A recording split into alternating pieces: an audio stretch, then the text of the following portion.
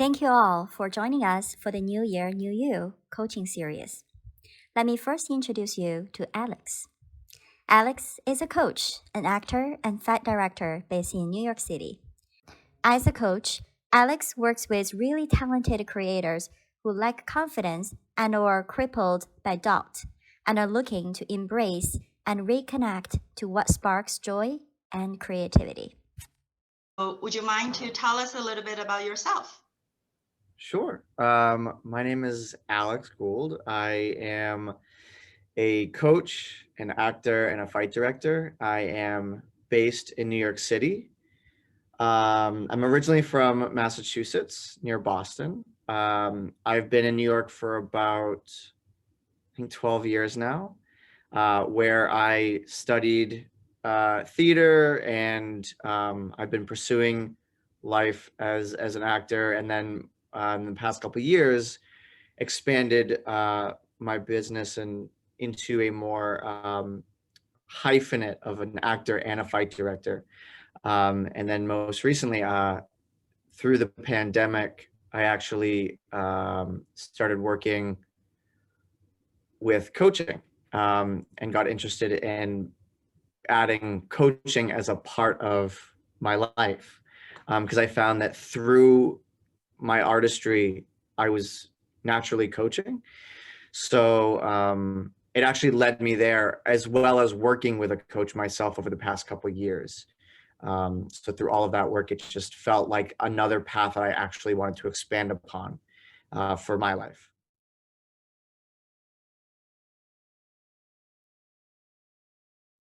You talked about coaching. Can you explain to the audience a little bit what's the difference between coaching, mentoring, therapist, and etc.? Sure. Yeah. I always say this to my clients as well, and also people who are interested in coaching. So the way that kind of work through it is that we look at coaching separate from consulting and separate from therapy. So consulting is when you hire somebody who has an expertise in a certain area. You hire them for their advice, in which they will give, and you can take it or leave it. A therapist is somebody that you go to and they really focus on a past-based conversation, where they look at healing and working through traumas and really working on the way that you feel. So it's about how is it that you're feeling and how do you want to be feeling? Where in coaching, well, both of those things can exist. I myself have expertise in certain areas based on what I've experienced in my life, and that can come up, but that is not the goal of what we're talking about. And also, emotions are very much welcome in a coaching room. But as a coach, what I'm actually there to do is I'm there to work with you on a more future-based conversation where we look at the goals that you have and about the actions that you want to take on to go after those goals. So it's really about I am a stand for you as a client, and actually that you are the expert in what it is that you want, and we work through that together. And like I said, emotions are absolutely welcome in the room. They are sometimes you can actually find that as you're moving forward and actually looking towards the future, emotions are a part of that. And it's really about who you are being and who it is that you want to be. And like I said, from my standpoint as a coach, is I am there to stand for you. I am your advocate 100% of the time. I'm there to call you out on when you get stopped. And every time that you get stopped, usually the where you got stopped outside of working with a coach is where you finish.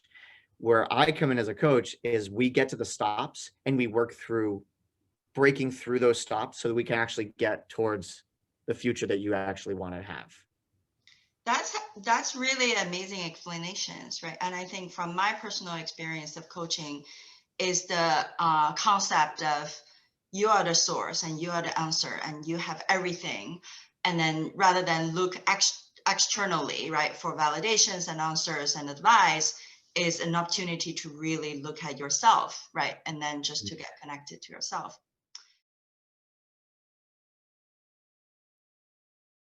You are a coach now, right? And you have been benefited from the coaching relationship. So can you share with the audience a little bit of what's the top 3 benefits you get from coaching yourself? So my experience with having worked with a coach and also now working as a coach, I think one of the best things that I've experienced is you develop a new relationship with a lot of areas in your life. Um, whether that be with your family, whether that be with your relationships, whether that be with your well-being. Um, right now, people have you like I had a certain relationship when it came to finances. It was something that I felt at like I was always like behind it, or I always felt like I couldn't catch up. And I just had a very like unhealthy relationship when it came to finances, whether it be having money or not having money. And what coaching allowed me to do is actually develop a new relationship that I could actually be with it, and I could have finances and feel comfortable spending it, and not having finances come in and know that I was actually okay. Um, so coaching allows you to develop a new relationship with things in the way that you've always wanted. When it came to my relationships with people, maybe with friends, I always had I always put pressure on my friends to do it a certain way because I had in my head that being a friend meant you were supposed to do ABC. Um, and that's actually not what it's about. It's actually about like being who you are, they are who they are, and what is the relationship that you guys have together. So coaching allowed me to let go of so much pressure that I put on myself. Is one. Two, coaching creates awareness within yourself. And what's amazing is it puts you in the power seat. You actually get to be a person who develops awareness working with another person. And that person is like 100% your advocate, as I said that I was. My coach, when I started working with her, I had never felt so heard. I had never felt such a safe space to listen, to be heard, have somebody listen to you, have somebody to reflect back to you what you had said, and actually get to believe the great things about myself because I said them. And my coach was just reflecting back to me what I had created. So it was a safe space for me to uh, create awareness.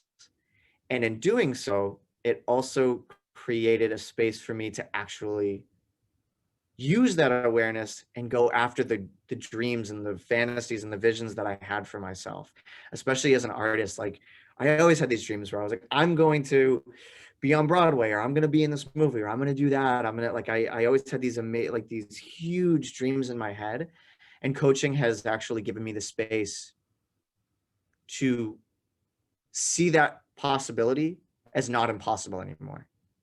It's actually possible for me to go after those things because I have these tools like the belief in myself, like first and foremost. And now I have tools to take action. And like it actually breaks it down like bit by bit that it actually doesn't feel like it's so far off. So creating new relationships, creating awareness and having a safe space, and also creating action with that awareness. So you're not just kind of sitting and like, I feel amazing. But now that we feel amazing, how can we actually use that amazing feeling to take action and to go after the things we want?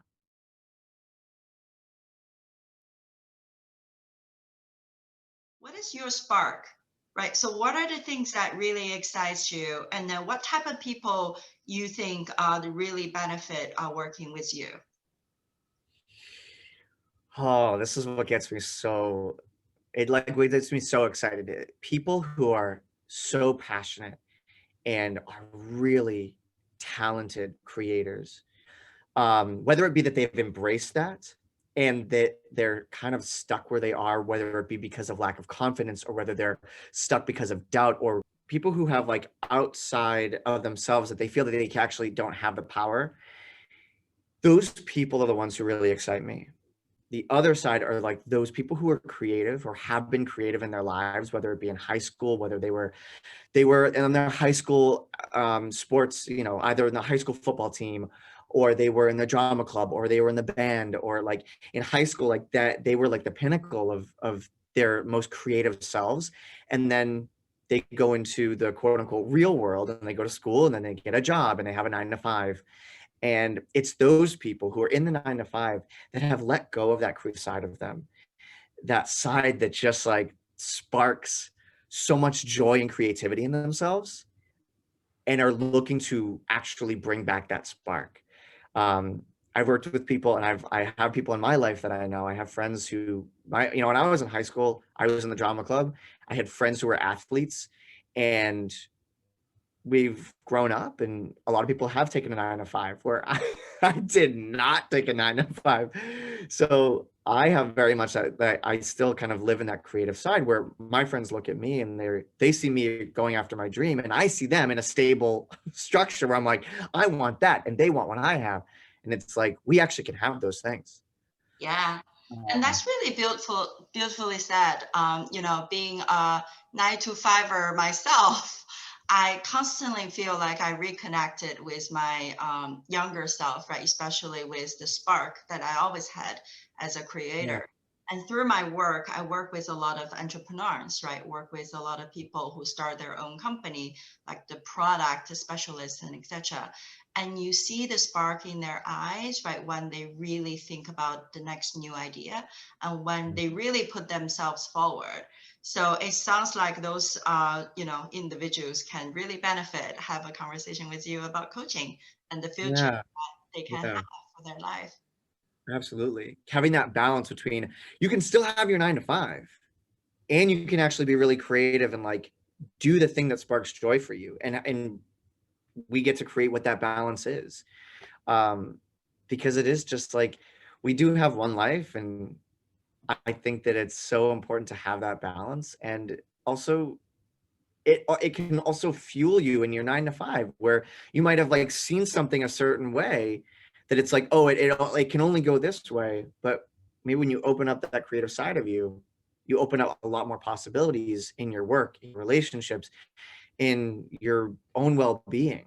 If you work 9 to 5 and you're like, I never take a vacation, and you actually look and you realize you might actually be able to take a vacation. um yeah, it's just creating that space for yourself, uh that so that you can actually live a life through love and joy. And I know for me, it's like the benefit that I know people have working with me is, I embrace this childlike wonder that I have inside of me. Um, something that I for a very long time believed should actually be put aside.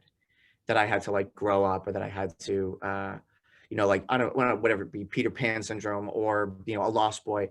And as opposed to like seeing it as something opposite of who I was, that it was actually a part of me. And it didn't have to act. And I always said this, that child didn't have to drive the bus anymore. I think that I was always like hands off the wheel. I'm like, I don't know how to drive the bus. And like this kid was driving it, and I'd be like, well, I just don't want to grow up, and I don't want to deal with it. And actually getting in the driver's seat and taking responsibility and taking ownership, and allowing that kid to be a part of the conversation, like actually be a part of me, and let that be the spark inside of me, while I also had the facility as somebody who took responsibility and owned the things that they actually really wanted. Um,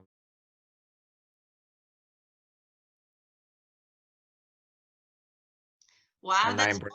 very inspiring. Yeah, I think I can see what the future looks like, and that's really different than, the normal 9 to 5 work.